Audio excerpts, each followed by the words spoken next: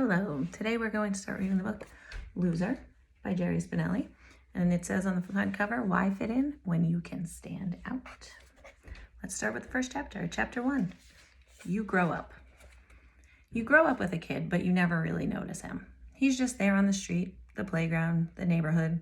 He's part of the scenery, like the parked cars and the green plastic cans on trash day. You pass through school, first grade, second grade.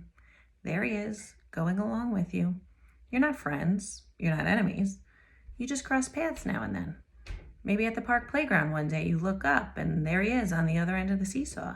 Or it's winter and you sled to the bottom of Half Tank Hill and you're trudging back up and there he goes, zipping down, his arms out like a swan diver, screaming his head off. And maybe it annoys you that he seems to be having even more fun than you. But it's a 1-second thought and it's over. You don't even know his name. And then one day you do. You hear someone say a name, and somehow you just know who that name belongs to. It's that kid, Zinkoff. Chapter 2, The Bright Wide World. He is one of the new litter of boys tossed up by his brick and hoagie town 10 miles by trolley from a city of 1 million. For the first several years, they've been home babies, Zinkoff and the others, fenced in by walls and backyard chain link, and mostly by the sound of a mother's voice. Then comes the day when they stand alone on their front steps, blinking and warming in the sun like pups of a new creation. At first, Zinkoff shades his eyes. Then he lowers his hand. He squints into the sun, tries to outstare the sun, turns away thrilled and laughing. He reaches back to touch the door. It is something he will never do again.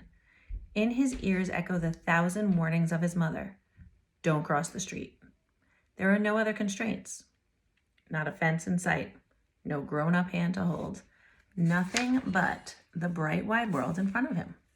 He lands on the sidewalk with both feet and takes off. Heedless of all but the wind in his ears, he runs. He cannot believe how fast he is running. He cannot believe how free he is. Giddy with the freedom and speed, he runs to the end of the block, turns right, and runs on. His legs are going fast. He thinks that if they go any faster, he might begin to fly. A white car is coming from behind. He races the car. He is surprised that it passes him. Surprised, but not unhappy. He is too free to be unhappy. He waves at the white car. He stops and looks for someone to laugh with and celebrate with. He sees no one, so he laughs and celebrates with himself. He stomps up and down on the sidewalk as if it's a puddle. He looks for his house. It is out of sight. He screams into the never-blinking sun, Yahoo! He runs some more, turns right again, stops again.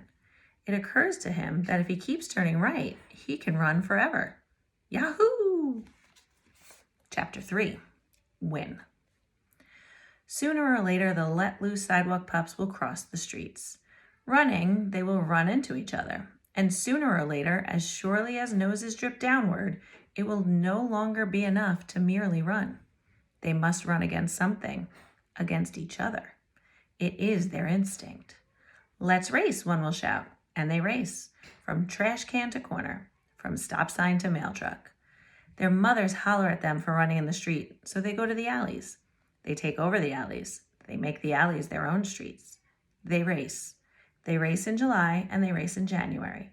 They race in the rain and they race in the snow. Although they race side by side, they are actually racing away from each other, sifting themselves apart. I am fast. You are slow. I win. You lose. They forget, never to remember again, that they are pups from the same litter. And they discover something. They like winning more than losing. They love winning. They love winning so much that they find new ways to do it. Who can hit the telephone pole with a stone? Who can eat the most cupcakes? Who can go to bed the latest? Who can weigh the most? Who can burp the loudest? Who can grow the tallest? Who is first? Who? Burping, growing, throwing, running, everything is a race. There are winners everywhere. I win. The sidewalks, the backyards, the alleyways, the playgrounds, winners. Except for Zinkoff. Zinkoff never wins. But Zinkoff doesn't notice. Neither do the other pups. Not yet.